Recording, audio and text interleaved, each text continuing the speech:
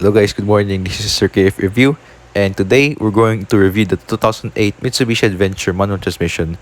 For that, please hit the subscribe button and like and share this video, and let's get started. And you can see 4-spoke steering wheel with the audio controls. So in this interior, they also have power windows that are actually broken, then hazards as well. And then you can see they have 5-speed manual transmission. Then they also have compartments. Then they have consoles. They have seats, power window. And then you can see they have rear mirror, sun visor. And then you can see there's actually a hood in here. Then 3 pedals, since it's obviously a manual transmission. And then you see there's actually a side mirror and side mirror at the other side. So I'll show you the hood. So as you can see here, this is the engine of the Adventure, which is a diesel engine, Mitsubishi diesel. So I think this is similar as the L300. So as you can see here, there's a battery, fuse box switch, water fluid control for the wipers, and then you can see here there's actually the air filter at the left side, and then while there's a radiator cap at the middle of the car. So I'll show you this latch right here, the lever. So all I did was I just push it towards to the left side. Also a lock under up this part.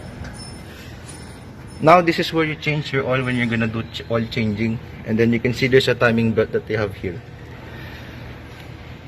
So what else do we have here? And then we also have the main engine bay itself, and we have the Mitsubishi Adventure. And then they also have headlights, and they also have headlights at the other side as well. So this is the stick. So if you're wondering where's the stick is just located right this area. So sorry for distractions. So it's just same to make sure to put up at least like few centimeters, and then put the stick underneath here, and then it will close. So I'll close this hood. So let's close it. So actually this is the stock rims of the Adventure, and they also have a diesel cap fuel.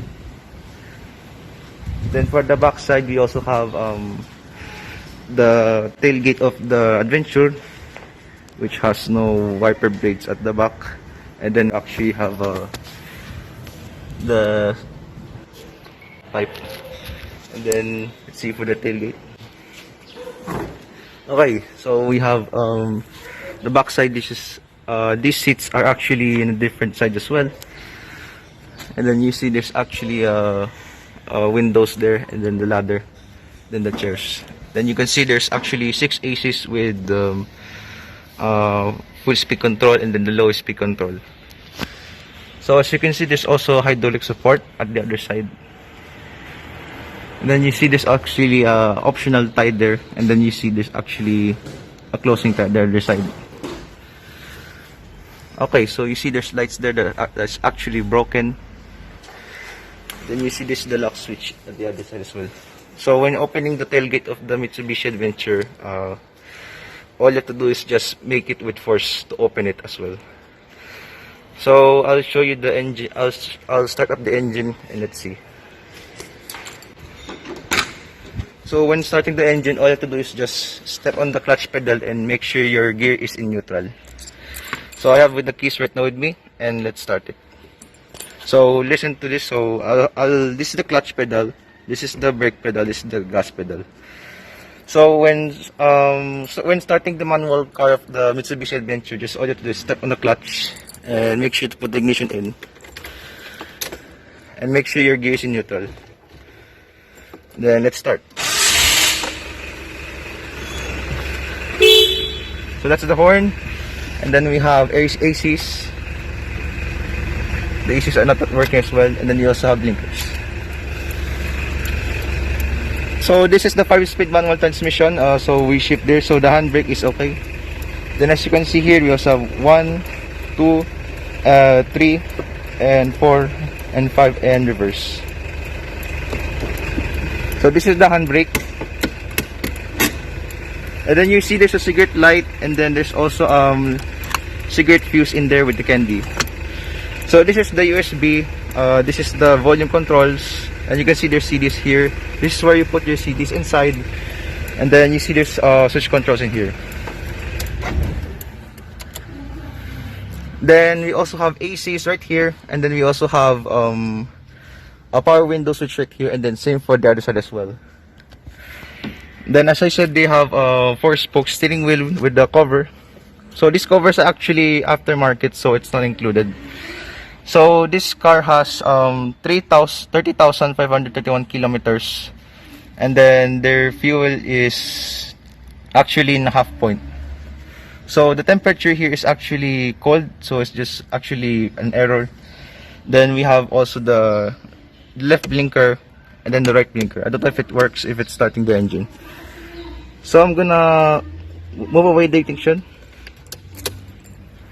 So the gear is in neutral, so that's okay. And then we also have, as I said, there's 3 pedals again. Then they also have air vents right here. So LR means left and right. This is for the fog light switch, I guess, but they have no fog light switch. So they also add an accessories right here. I don't know what's this called. I think that's a panel gauge. Then some speakers are actually removed or revoked, since I think this car is used for business. So let's see. So what does it look like right here in the inside with closing the door? So that's fine. So ACs are right here, thermostat right here, and something like that. So I'm gonna exit the vehicle.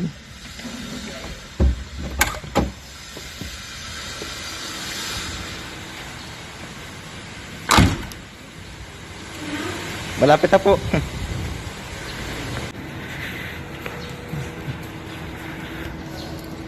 So guys, please don't forget to like and subscribe and share this video. So I hope this is helpful for everyone, and I hope you enjoy this video. And please don't forget to like and subscribe. So thank you guys for watching.